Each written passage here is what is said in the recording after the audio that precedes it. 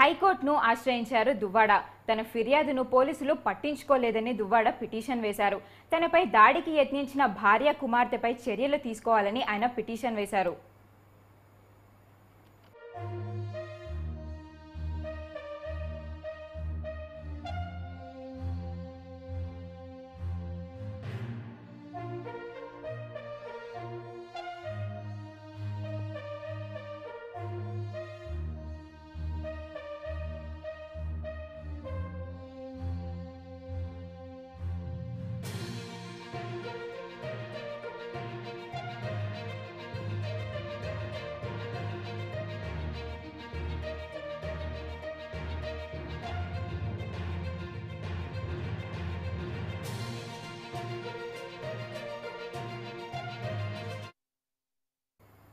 హైకోర్టును ఆశ్రయించారు దువ్వాడ. తన ఫిర్యాదును పోలీసులు పట్టించుకోలేదని ఆయన పిటిషన్ వేశారు.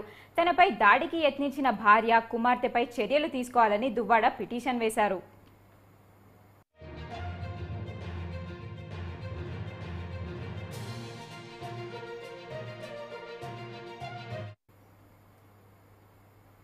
దీనిపై మరింత సమాచారం మా ప్రతినిధి చందు అందిస్తారు. చందు, చెప్పండి. రైట్ వైష్ణవి, ప్రస్తుతం చూసుకున్నట్లయితే దువ్వాడ శ్రీనివాస్ ఎపిసోడ్ ఏదైతే ఉందో రోజుకో మలుపు తిరుగుతుందో అయితే ఎవరైతే ఉన్నారో పోలీసులు నేను కంప్లైంట్ ఇచ్చినా కూడా పోలీసులు పట్టించుకోలేదు, నాకు తగు న్యాయం చేయలేదంటూ కూడా దువ్వాడ శ్రీనివాస్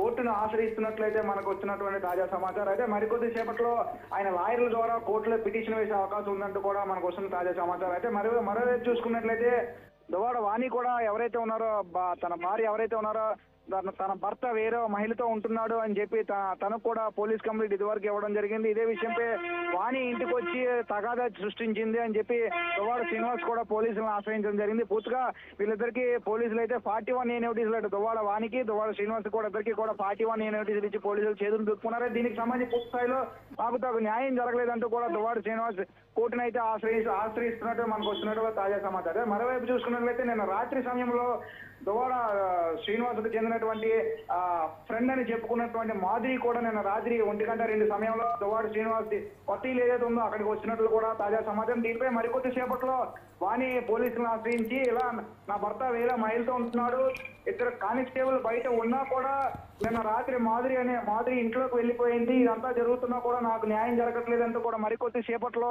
ఎవరైతే ఉన్నారో దువ్వాడ శ్రీనివాస్ సతీమణి వాణి కూడా పోలీసులను ఆశ్రయించే అవకాశం ఉంది.